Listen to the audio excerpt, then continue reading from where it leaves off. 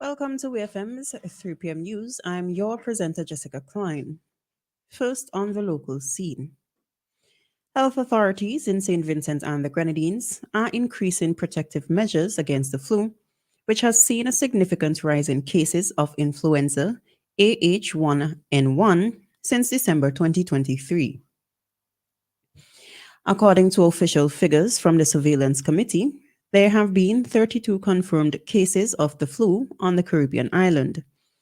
The acting director of Health Portfolio, Roger Duncan, stated that influenza vaccines are not routinely administered in the country due to limited quantities, but it is imminent for people who are at a greater risk of contracting this serious disease. Adults over 65 years of age who suffer from various chronic ailments, such as chronic kidney failure, diabetes, cancer, asthmatics, and pregnant women are among those who should take precautions, similar to what was done during the COVID-19 pandemic. In addition to vaccination, health authorities are reminding individuals to practice preventative measures such as hand washing, maintaining physical distance, and wearing a mask to reduce the spread of the flu. Other countries in the region, including the Bahamas, Jamaica, and St. Kitts and Nevis, are also taking precautionary measures to prevent the spread of infectious diseases and viruses to avoid a health crisis in their territories. The Kingstown Town Board has warned vendors at the Kingstown markets that they risk losing their spots if they do not pay their outstanding balances. According to Town Warden Clayton Bergin, shop owners owe up to $750,000, with individual merchants owing hundreds of thousands.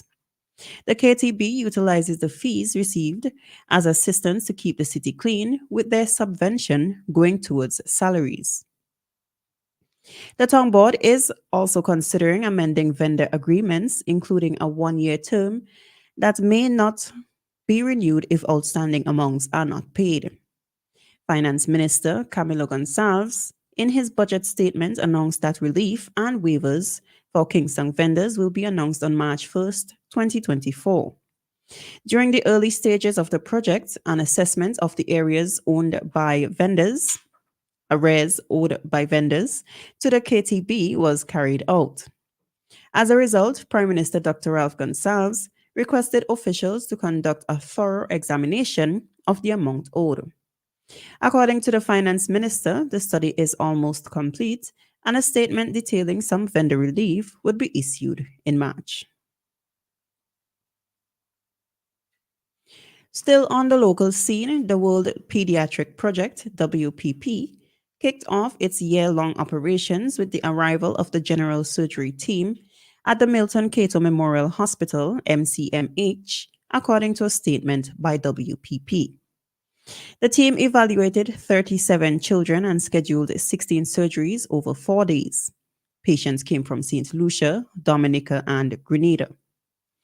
The team was aided by Dr. Jasmine Ellis Davy, a local pediatric general surgeon, and staff nurses and OR nurses from MCMH. The pediatric anesthesia and nursing team were praised by Dr. Jeffrey Luckish for providing exceptional care and expressed his intention of ending the surgical week on a positive note. Dr. Ellis Davy echoed these sentiments, saying the mission went well.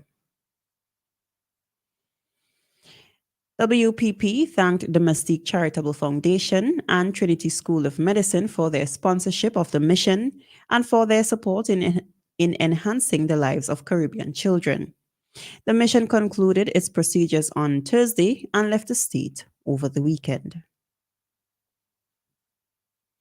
On the regional scene, the United Workers' Party, UWP, has strongly opposed to the recent proposal by the government of St. Lucia to impose severe measures for individuals and businesses with outstanding tax payments.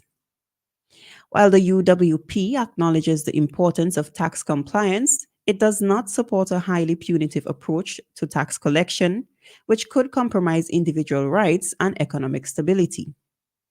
According to St. Lucia Times, the UWP believes that the government's proposal to double the penalty interest rate from 10% to 20% is excessive and unreasonable.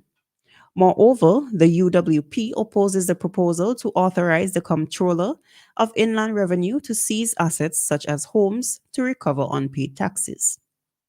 Additionally, the UWP believes that requiring individuals owing taxes to obtain permission to travel is an unprecedented encroachment on personal freedoms. The UWP is advocating for fair and efficient tax collection methods that support the development of the country while respecting the rights and dignity of the citizens. Therefore, they are urging the government to reconsider these harsh measures and engage in a more consultative process with stakeholders to find balanced solutions that improve tax compliance without resorting to punitive and oppressive tactics. Still on the regional scene, smoke from the Grancy Adams International Airport, GAIA, incinerator is causing environmental problems for the nearby St. Bartholomew Primary School, leading the Barbados Union of Teachers (BUT) to advise teachers to prioritize their health and safety, even if it means disrupting classes. The airport's management team claims to be finding a sustainable solution to the issue, but up to 5 teachers at the Parish Land Christchurch School have already sought medical attention due to respiratory problems caused by the smoke. With the Barbados Secondary Schools' entrance examination approaching in May, BUT President Rudy Lavelle is urging the authorities to address the issue as soon as possible, stating that the health and safety of students and teachers cannot be compromised.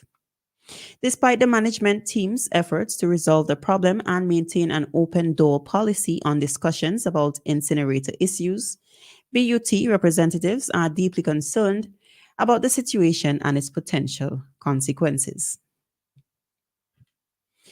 And finally, on the international scene, the South African government is fighting to prevent the auction of 70 personal items belonging to Nelson Mandela. Among these items are hearing aids, an ID card, clothing, and a gift from prominent world leaders. Mandela's daughter, Makiziwe Mandela, organized the sale. However, the South African Heritage Resources Agency, SARA, claims that the items belong to the nation. According to South African law, items deemed to be of national heritage cannot be removed from the country. The SARA, a government agency charged with preserving the country's history and culture, has lodged an appeal to stop the auction. The appeal has been endorsed by the South African Sport, Arts and Culture Ministry, with Minister Zizi Kodwa stating that the government backs the case to maintain the country's rich heritage. He emphasized that Mandela is an integral part of South Africa's heritage and that blocking the sale is necessary. The auction was originally scheduled for 2022, but it was cancelled due to the legal battle that ensued. Last month, the High Court in Pretoria ruled that Miss Mandela could sell the items, rejecting the government's claim that they were of national heritage. The auction is scheduled to take place on January 22nd, but it remains unclear whether the government's appeal will halt it. This has been WEFM's 3 p.m. news. I have been your presenter, Jessica Klein. Join us again at 5:30 p.m. for WEFM's evening news, and we thank you for listening.